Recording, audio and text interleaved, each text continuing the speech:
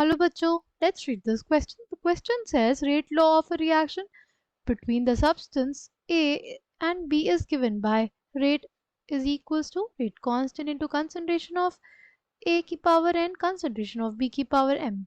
On doubling the concentration of A and making the volume of B half, the ratio of new rate to the earlier rate of reaction will be option 1 है हमारे पास 1 upon 2 की power n plus m, option 2 है हमारे पास m plus n, option 3 है हमारे पास 2 की power n plus m, option 4 है हमारे पास 2 n minus m. The key concept for this question is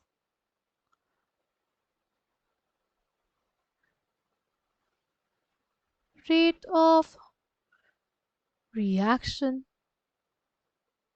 See, rate of reaction क्या होता है? Rate of reaction is basically the change in concentration of the reactant or product with respect to time, है ना? अच्छा, इस question में हमें rate law क्या मेंशन है? Rate is equals to k rate constant into concentration of A की power n and concentration of B की पावर m, है ना?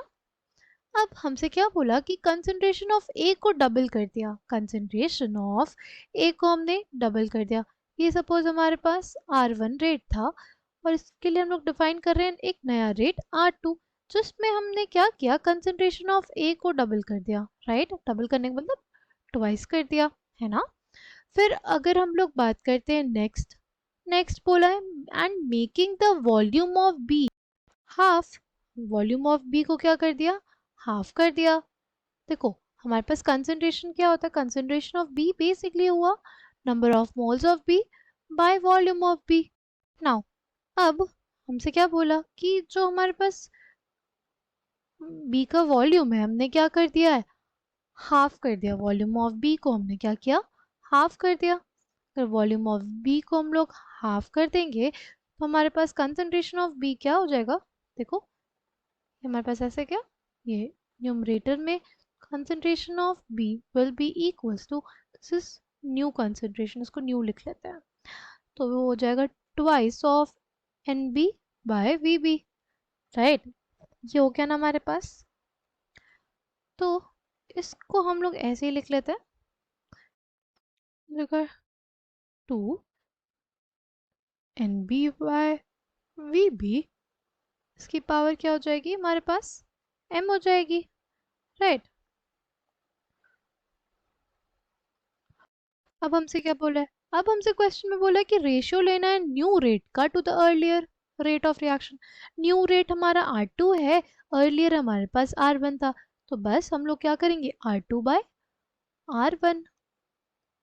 तो हमारे पास है के कंसंट्रेशन ऑफ ए को हमने डबल किया था कि पावर n थी, है ना?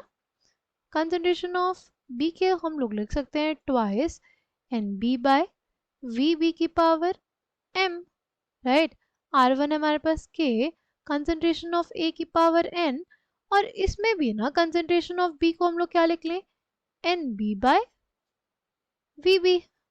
तो हमारे पास कैलकुलेशन करना क्या हो जाएगा, आसान हो जाएगा. ये आ गया ना हमारे पास. अब क्या करें, अब इसको सिंप्लीफाई करेंगे, के से के कट जाएगा हमारे पास, R2 बाय R1 क्या हो जाएगा, देखो 2 की पावर n हमारे पास बाहर आ गया, बचा कंसंट्रेशन ऑफ ए की पावर n और कंसंट्रेशन ऑफ ए की पावर n.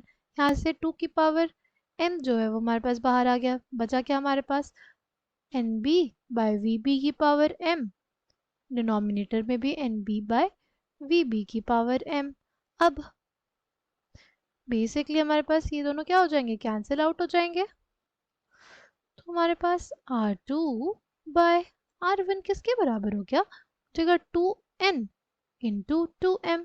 अगर हमारे पास बेस सेम होता है तो पावर्स क्या होती हैं, ऐड हो जाती हैं, राइट? तो क्या हो जाएगा 2m plus n. Coming back to the question, correct answer for this question will be option 3.